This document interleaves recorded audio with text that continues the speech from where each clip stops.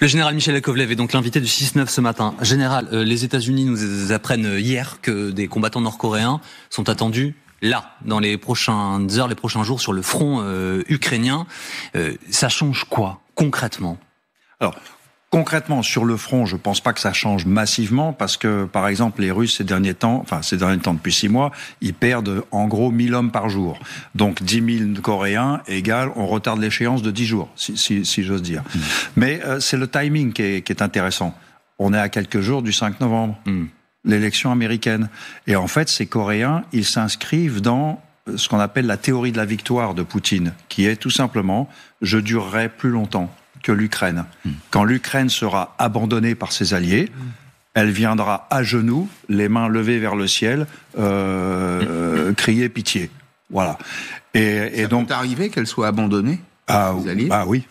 Ça arrive ou ça peut arriver ? Alors déjà le soutien occidental est un peu plus mou du genou qu'il l'était avant. Il était un niveau. Alors attendez, pardonnez-moi, nous allons revenir là-dessus, mais je voudrais un instant quand même, restons sur le sujet de ces soldats nord-coréens. Est-ce que nous réalisons vraiment, général Yakovlev, ce qui est en train de se passer ? On parle de soldats venus d'un pays d'Asie qui viennent se battre sur le sol européen dans une guerre d'invasion. Enfin, c'est ça dont il est question. Est-ce qu'on l'a vraiment bien compris ? Clairement, non. Clairement, le discours... alors, le discours américain est un peu plus énervé que le nôtre, mais il est très contraint par le fait que c'est un mandat qui... bref, l'administration a d'autres soucis, si j'ose dire. Et en Europe, on a un silence assourdissant. On ne se rend pas compte alors, j'aime pas le mot paradigme, mais on se rend pas compte du changement de paradigme. À force d'être aussi... alors, l'expression polie, c'est mou du genou, mais il y a pire.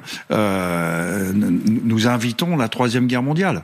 Un jour viendra où la guerre viendra lécher nos rivages.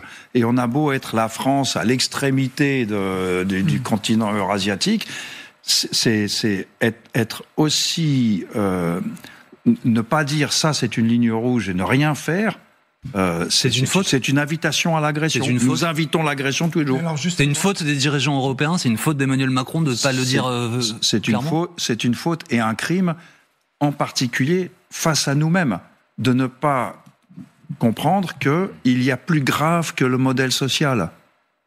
Il y a plus grave que le modèle social. En 1940, on a compris qu'on n'avait peut-être pas fait assez avant. Ça veut dire quoi ? Qu'il faut que l'effort budgétaire aille plus vers l'armée ? C'est ce que vous êtes en train de nous dire, que vous... C'est un effort sociétal, bien plus qu'un effort budgétaire. Parce qu'à la limite, même si on mettait beaucoup plus de budget, la capacité d'absorption de nos industries, vous voyez ce que je veux dire, on jette 100 milliards d'euros en plus, on les dépensera pas. Donc la question n'est pas là. La question est que la société européenne, pas seulement les Français, qu'on se rende compte que non seulement la guerre est revenue sur le continent européen, mais que c'est nous la cible.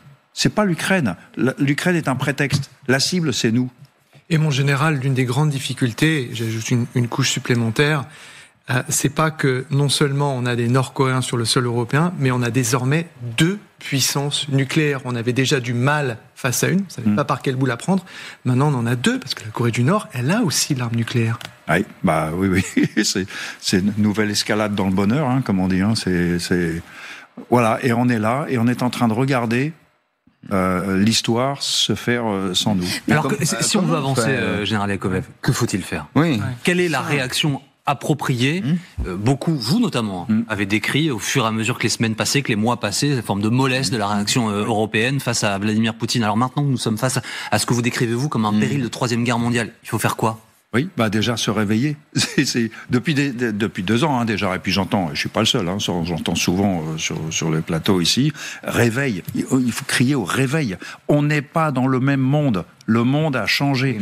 Et on continue à préserver ce monde, notre modèle social, notre modèle militaire, notre modèle de recrutement, notre modèle notre organisation économique. Etc. Qu'est-ce que vous souhaiteriez? La question, c'est pas pourquoi, c'est comment.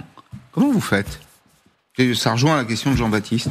Comment on fait pour passer d'un état d'esprit confort social, c'est ce que vous décrivez, société bourgeoise, pour dire les choses simplement et peut-être de façon un peu caricaturale, à une société de combat? Comment on fait? Et c'est beaucoup à dire, ça. C'est facile à dire, il n'y a qu'à avoir une classe politique plus consciente. Oui, c'est ça. Alors, je suis d'accord, il y a beaucoup de « il n'y a qu'à ». Mais au départ, c'est un réveil. Aucun membre de la classe politique française n'est dans le mode réveil. On continue à s'engueuler pour des choses qui après passeront pour des pécadilles.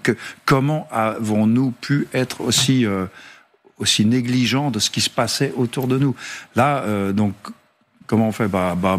Moi, j'ai l'impression de crier dans le désert, mais je suis pas le seul. Maintenant, après, comment on fait? C'est un changement de politique. C'est un changement de culture. Pardonnez-moi pour essayer d'être concret, général. Je me souviens, je l'ai rappelé à plusieurs occasions, qu'il y a 2 ans, au déclenchement de cette guerre, nous envoyions des casques, des gilets pare-balles. Nous ne voulions pas être co-belligérants. C'était l'expression utilisée partout. Aujourd'hui, nous avons formé des pilotes F-16, nous vendons des canons César, des batteries patriotes, je dis nous l'Occident, au sens où Poutine l'a décrit. C'est quoi l'étape d'après alors? Ça veut dire que de la même manière que les Nord-Coréens s'engagent sur le terrain, il faut que l'OTAN, ou il faut que des puissances, de façon indépendante, envoient des combattants? Par exemple, on peut ne pas envoyer des combattants, mais envoyer de la protection aérienne. On peut dire, on va faire une no-fly zone au-dessus de l'Ukraine. Nous allons prendre à notre charge, depuis des bases hors d'Ukraine, la protection du ciel ukrainien. Et ça, c'est entrer en guerre avec la Russie. Si nous abattons demain un avion russe. C'est pas faux.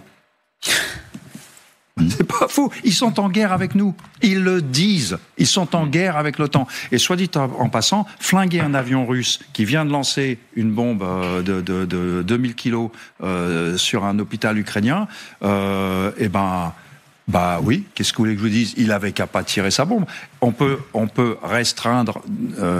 C'est pas une guerre contre la Russie, c'est une opération contre les opérations.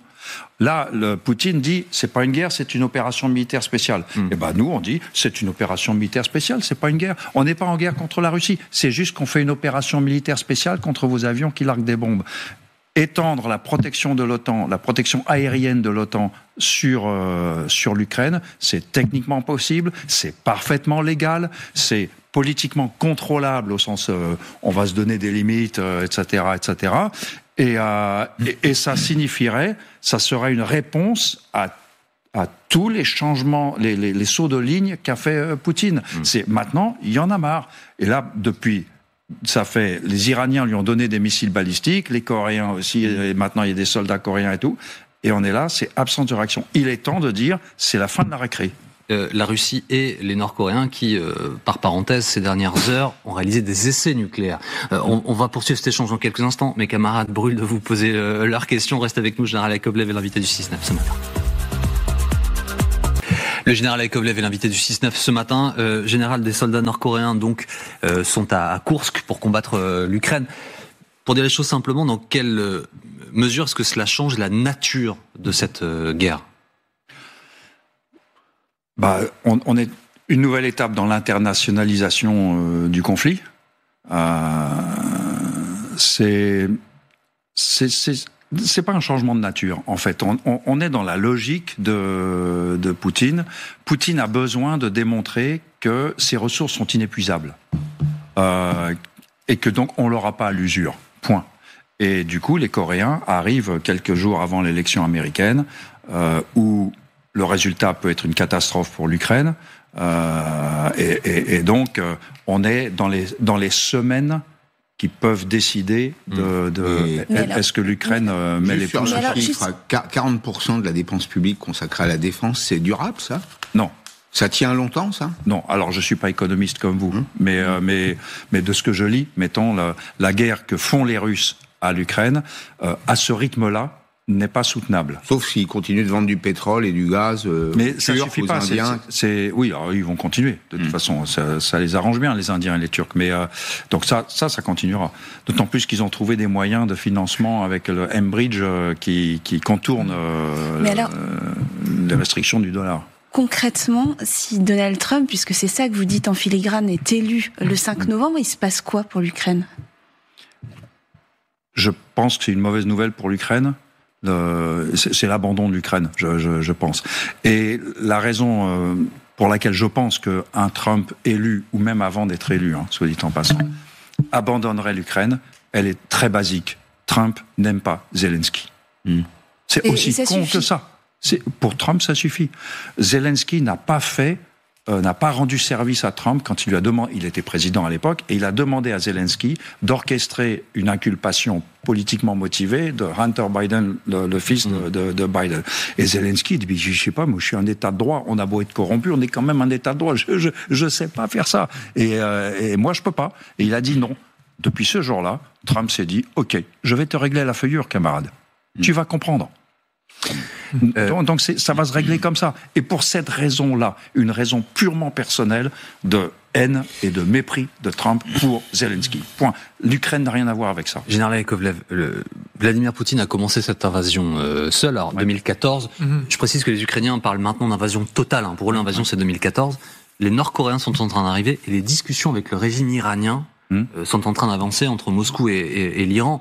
Est-ce qu'il y a là un nouvel axe d'alliance que nous devons, nous, occidentaux, dans la façon dont une nouvelle fois Poutine nous décrit, regarder avec encore plus d'attention? Est-ce que c'est un péril? Ah oui, bien sûr que c'est un péril, oui, vous avez raison de le dire. Non, mais est-ce que c'est un péril en action? C'est ça que je veux dire. Est-ce que ce qui se passe là avec les Nord-Coréens qui arrivent, c'est la première étape dans l'esprit de Poutine, ça n'est que la première étape. Alors, dans l'esprit des Chinois, c'est pas forcément une étape qu'ils applaudissent des deux mains. C'est ça. Donc, il y a Poutine, malgré le sommet de Kazan, là, du BRICS, il n'a pas réussi à transformer les BRICS en alliance effective, en nouvel axe du monde. Pas de monnaie commune, pas d'assurance commune. Voilà, et puis c'est pas une alternative. C'est donc voilà, il y a trop de divergences entre les pas membres de substitut au modèle SWIFT d'échange interbancaire. Alors ça commence à se faire, mais quand même ça. Mais pas les outils encore. Mais pour dire les choses, pardonnez-moi de revenir à des choses un peu basiques, mais est-ce que Poutine, demain, son objectif, comme d'autres avant lui, ça va être de conquérir une partie de l'Europe. Ça va être d'avancer. Si jamais il obtient l'Ukraine, est-ce qu'il se dira, tiens, la Pologne, tiens, les pays baltes, tiens, la Scandinavie, je vais avancer? Alors, justement, je ne crois pas, et je pense que c'est là-dessus qu'on commet un malentendu profond. Poutine, depuis le début, il le dit ouvertement, il en veut à l'OTAN. C'est pas la même chose qu'envahir des pays de l'OTAN. Il veut que l'OTAN s'effondre, que l'OTAN arrête, que le siège de l'OTAN soit mis en vente, que tout le monde rentre à la maison, etc., etc. Et ce jour-là, le jour où il y aura plus d'OTAN, plus de garanties collectives en Europe, eh bien, Poutine pourra parler à chacun des pays d'Europe en disant t'es au courant de la hiérarchie des nations, que je suis quand même plus gradé que toi. Donc là, quand tu décides de faire ça et ça m'arrange pas. Alors tu arrêtes. Donc, par exemple, l'Estonie, tu fais ci ou ça, la Finlande, même l'Allemagne. Vous voyez, donc c'est pas une invasion physique dont il a besoin. C'est simplement une soumission pays par pays, au cas par cas. Et nous, en France, on est très tranquille parce qu'on est loin. Ouais. L'Allemagne est moins loin. Justement, je reviens au point évoqué précédemment, c'est la possibilité de l'élection de Trump. Donald Trump a dit les choses très clairement. Il a dit aux Européens, soit vous payez, soit l'OTAN, c'est terminé.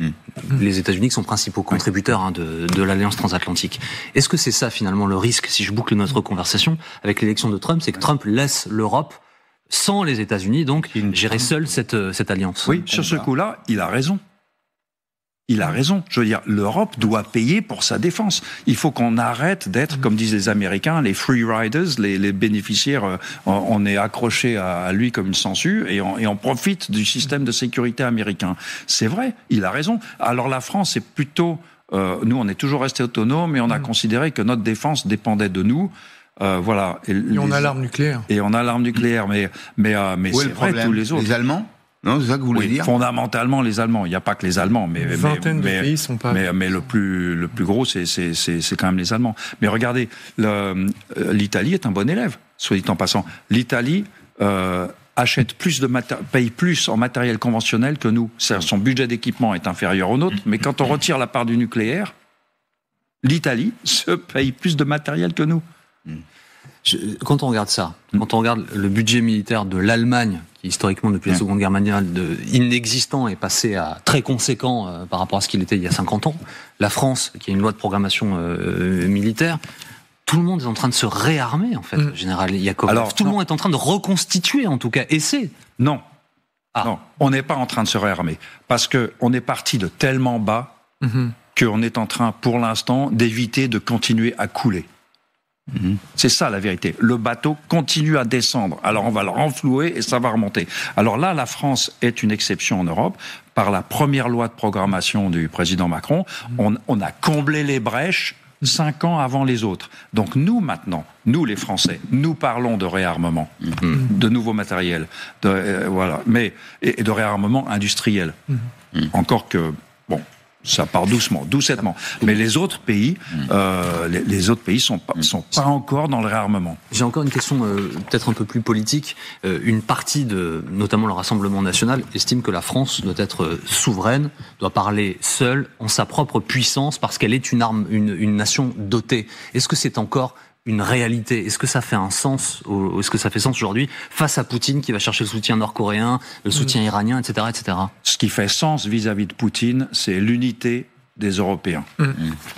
Et depuis 2014, en gros, il en a vu les limites et Trump va secouer le bateau.